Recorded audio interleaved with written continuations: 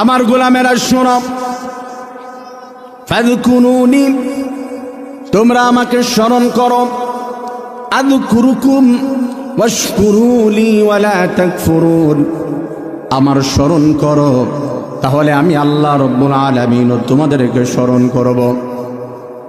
আমার প্রিয় ভাইয়েরা, আমরা এখানে যারা রয়েছে আমরা সবাই আল্লাহ তাআলাকে স্মরণ করি, কারণ আমাদের ডানে বামে পিছনে সামনে উপরে নিচে সব জায়গায় একজন সর্বক্ষণ বিরাজমান, তার নাম কি?